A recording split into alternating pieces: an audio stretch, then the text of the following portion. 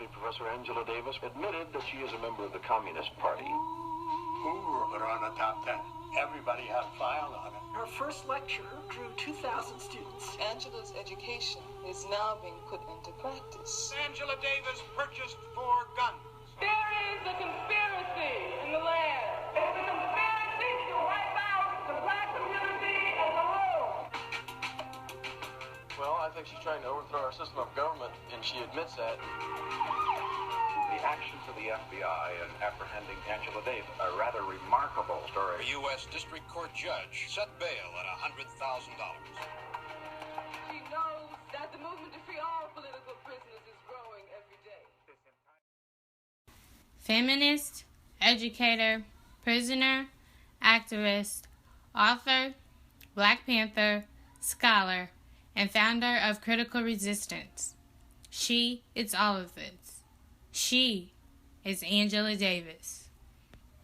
Angela Yvonne Davis was born in Birmingham, Alabama on January 26, 1944, to Frank and Sally Davis.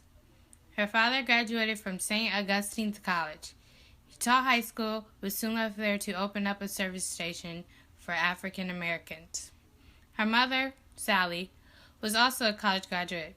She taught in the local elementary school. Angela lived on Dynamite Hill. The Ku Klux Klan would frequently bomb African American houses and churches. Angela definitely experienced the difficulties of racial segregation. You ask me, whether I approve of violence. I mean, that just doesn't make any sense at all. Whether I approve of guns. I grew up in Birmingham, Alabama. Some very, very good friends of mine were killed by bombs that were planted by racists. I remember from the time I was very small, I remember the sounds of bombs exploding across the street, our house shaking. I remember my father having to have guns at his disposal at all times because of the fact that at any moment we might expect to be attacked. Angela began protesting with her mother, and both of her parents were members of the National Association for the Advancement of Colored People. After graduating, she received a full scholarship to Brandeis University in Massachusetts. She studied with Herbert Marcuse, who was a radical philosopher. While studying abroad, she learned of the 1963 church bombing in her hometown.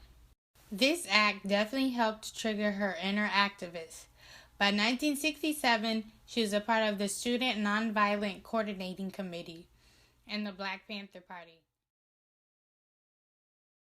I mean, that's why when someone asks me about violence, I just find it incredible.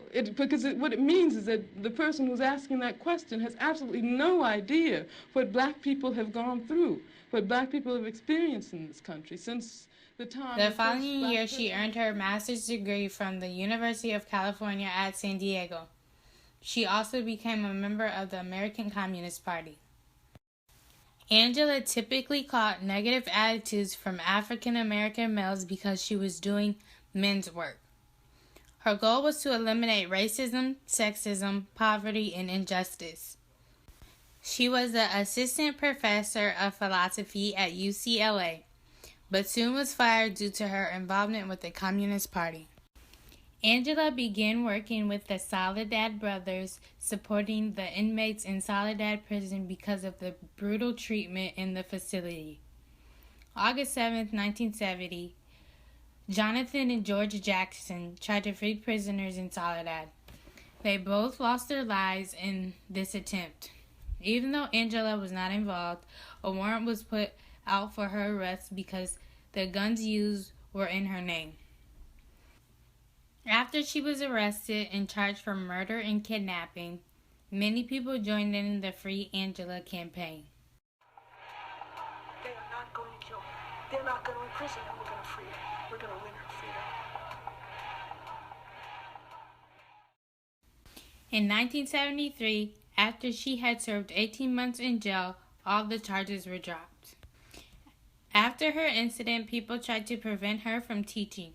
And in my case, when I think about the fact that Ronald Reagan was the governor of California, Richard Nixon was the president of the U.S., the whole apparatus of the state was set up against me.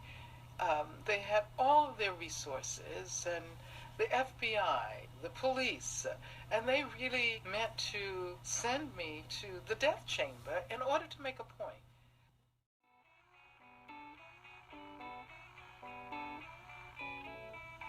In this period, the pain to remain the same outweighed the pain to change. I see that the time period brought on an evolution, and it's contagious like hot coals. One ignites the next, and the next, and the next, and the next. When you get tired enough, it's when you begin to want to sacrifice everything inside of you. The fear just leaves. This is what happened in this time period.